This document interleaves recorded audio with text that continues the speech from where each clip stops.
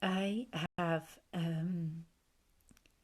just been commenting on a thread where somebody has asked a question seeking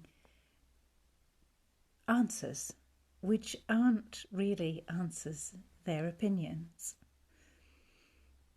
And I wanted to share today what I saw and what I felt from looking at that. So what I saw was a whole load of half-formed opinions posing as answers. And I think this is what we do. We go, well, I know this or this about that. And so therefore, that's my view. And we choose a viewpoint. So we choose to believe A or we choose to believe B. And we become entrenched and we stick there. And part of the reason we do that is because we're giving answers. And we like an answer because an answer keeps us stuck. It keeps us safe. So, this has happened before. Of course, the circumstances weren't the same. But if we say to ourselves, oh, I've seen this before, this happened in the past before, and it was just like that. But we don't take, and we can't take all the circumstances. It's not possible. We take some of them. And then we own it, and we say, that is our answer. But it's not an answer. It's an opinion. And there's a difference, a big, big difference. And the reason that we like the thought of having an answer is because it makes us feel safe in the place where we are. Oh, say it's politics. Nice, meaty one for us to discuss. Say it's politics. Oh, I'm left. I'm here in this left camp. And these are the beliefs of the left camp. And I'm going to believe them and I'm going to hold on to them. Because if I don't, my world will crumble. And the same for the right. And so we become very deeply entrenched. And we don't want to ask questions or even a question. And if a question is asked, we think we have to find the answer. What's the answer? What's the answer? And nobody's brave enough to say, I don't know the answer. I don't want to know the answer, and I don't need to know the answer.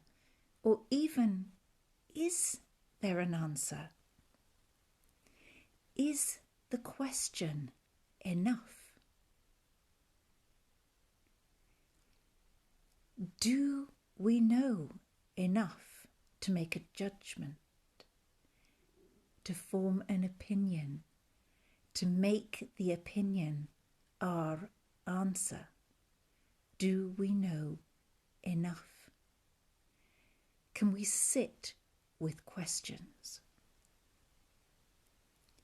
Because there is a big difference, a huge difference in how we live on this line, on this thin line, when we keep ourselves stuck in the answers that we have, that we turn into beliefs. We create an entrenched knot with them over there and us over here. But when we live in the question, we don't need the answer. We just allow the question. For example, whatever the question that you've felt that you've got to answer and you've put your answer down, could you say, I don't know? Could you say to other people, is that the whole truth? Is there any other truth? And hold the question. You don't have to answer it. And the difference with questions is that they are unpicking knots. when we don't feel we have to answer them, but we can just sit inside the question, the space of the question. We're not becoming entrenched.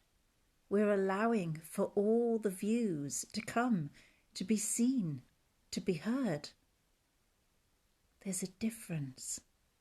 Stay in the question. Don't close the question down with an answer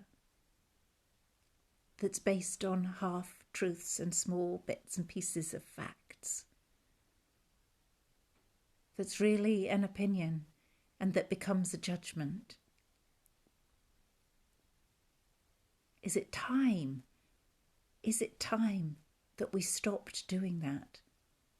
Is it time that we stayed with the question, in the question, not needing an answer to it, but open to all answers?